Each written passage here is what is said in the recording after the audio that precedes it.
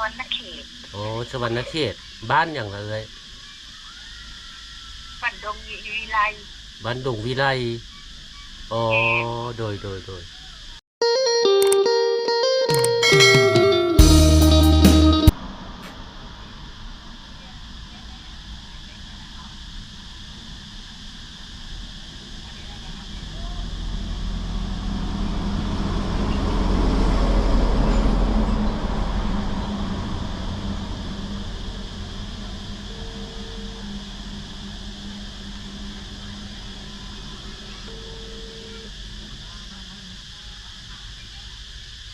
ฮัลโหลฮัลโหลเจ้าสบายดีสบายดีอันแม่นเบอร์อันที่เอ้ยโทรหานะบ่เนี่ยโดยอ๋อขออนุญาตถามเอ้ยอันอยู่เมืองใดแพงไหนเนาะสวรรณเขตโอ้สวรรณเขตบ้านอย่างไรเลยบันดงวิไลบ้านดงวิไลอ๋อแม่นโดยอันเลยมีครอบมีครัวหรือบ่มีแล้วลูกจะคนเลสองยเข่าอ๋อลูก2 คนจักปีเลยลูกฮะโดย5 ปีนี่แหละเลี้ยงบ่ไหว้เลยก็ให้ย่าเลี้ยงอ๋อโดยให้คนเลี้ยงน้โดย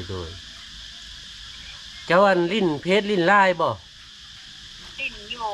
ลิ้นเจ้าทักข้าอันทักหาค่อยอันเด้อค่อยสิส่งรายละเอียดให้โอ้เดี๋ยววัน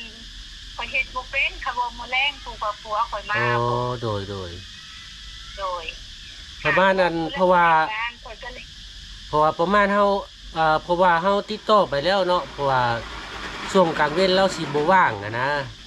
ไผเด้ ทางเบาเตียงเพิ่นน่ะอ๋อเพราะว่าทางกลางบ่เป็นหยังเดี๋ยวข่อยได้เฮ็ดหลายๆแล้วอยู่อ๋อโดยเพราะว่าค่อยส่งรายละเอียดให้เพิ่นแล้วโดยส่งรายละเอียดบอกเพิ่นแล้วโดยเพราะว่าหนึ่งมาค่อยอยู่พีมันไก่เนาะมันไก่บัดนี้เฮาไปโดยแม่นถ้าเฮาไปมันก็สิยุ่งยากจักหน่อยเพราะว่ามันไก่บ้านเนาะอันนี้พอจึงว่า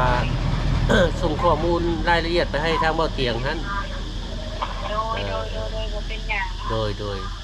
มีใดๆถ้าติดต่อเพิ่นบ่ได้ล่ะนั้นเด้อติดต่อเพิ่นบ่ได้แล้วทักมาหาเด้อโดยเอาขอบใจใจ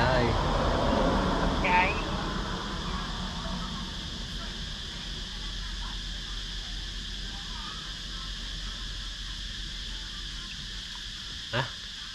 กับทักไทายสบายดีเนาะพี่ๆน้องๆอีกเทื่อหนึ่งบ่ว่าสิเป็นทางภายในและต่างประเทศพี่น้องไงเบิดสุกูทุกคนก็มีมีเอื้อยเพิ่นเนาะโทรมาเมื่อเช้านี้พอดีเพิ่นโทรมาในช่วงที่ว่าบอกขมวนพอดีติดธุระแน่เนาะก็เฮ็ดเวียกน้ำเฮือนซ่อมรถพี่น้องก็เลยบ่สะดวกครับ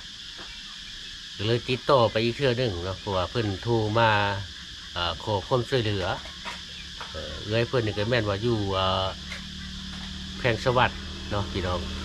ทางแขวงสวัสดิ์อยู่บ้านอย่างน่าลืมละเพิ่นบอกเมื่อกี้เนาะก็เลยติดต่อหาเอื้อยเพิ่นอีกเนาะเพราะว่าทางเบาคำก็เลยติดต่อไปหาทางเบาเตียงเนาะประสานทางเบาเตียงให้เบาเตียงเข้าไปเบิ้งเคสนี้เนาะหรือว่าไปเบิ้งเอื้อยเพิ่นเนาะเพราะว่าตามที่เอื้อยเพิ่นบอกมากกับครอบครัวลำบากหลายยุ่งยากหลายพี่น้องมีลูก2 คนเนาะมีลูก2 คนถือว่าน่าจะลำบากเนาะถ้าบ่ลำบากเขาสิบ่โทรเนาะเพราะว่าคนเฮานี่ถ้าบ่จำเป็นแท้ๆนี่เขาสิบ่รบกวน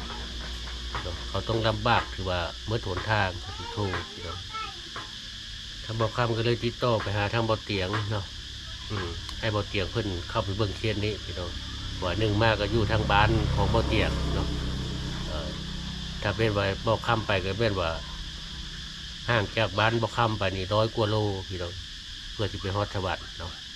วันนี้หนึ่งมามันค่าใช้จ่ายเฮามันก็สิหลายพี่น้องค่าใช้จ่ายค่าเดินทางค่ากินค่าอยู่ก็สิหลายพี่น้อง ก็เลยติดต่อไปหาทางบ่อเตียงให้เพิ่นไปเบิ่งหรือว่าไปช่วยเพิ่นเนาะทั้งสองผัวเมียนี้พี่น้อง ทางบ่เข้ามีก็บ่ท่านเห็นหน้าดอกเพราะว่าเพิ่นโทรมาเนาะเพิ่นบ่ได้ใช้เฟซใช้ LINE โทรทางหมายเลขพี่น้องก็เลยบอกรายละเอียดทางบ่อเตียงเพิ่นแล้วก็บ่อเตียงเพิ่นว่าสิเข้าไปเบิ่งพี่น้องก็ประมาณนี้พี่น้องนี่เป็นด่วนเนาะสายด่วนเข้าสายด่วนขอความช่วยเหลือพี่น้องก็ขอบคุณอีกเทื่อหนึ่งเนาะพี่ๆน้องๆทาง FC ของบ่อเตียงเบิดทุกคนเนาะที่ว่าเข้ามาให้กำลังใจบ่คำเนาะตลอดมาแล้วก็ขอบคุณFC ทางบ่คำเองเนาะแล้วก็ FC ทางบ่อเตียงเนาะที่ว่าให้กำลังใจมาตลอดพี่น้องทุกไลค์ทุกแชร์ทุกคอมเมนต์ล้วนแล้วจะเป็นกำลังใจสำหรับคนที่ความคิดเห็นต่างอาจจะเป็นชีวิตของเขาเนาะชีวิตของเขาจะว่าอะไรก็สุดแล้วแต่เขาเนาะถ้าเว้าแล้วว่าแล้วมีความสุขสบายใจกับบุเป็นอย่างเนาะบุว่ากันก็คิดประมาณนี้พี่น้อง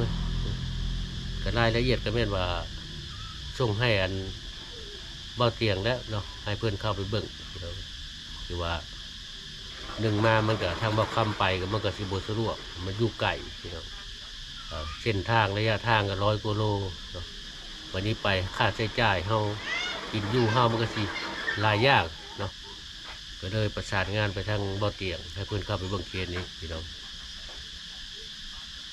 ก็ขอบคุณเนาะพี่น้องๆทั้งในต่างประเทศเนาะคลิปวิดีโอนี้ก็บุญมีอย่างหลายพี่น้องเลยขอขอบใจเนาะอยู่ดีแมงครับแพงเบิกปันเมื่อสุขุชวนเด้อเนาะสบายทุกคน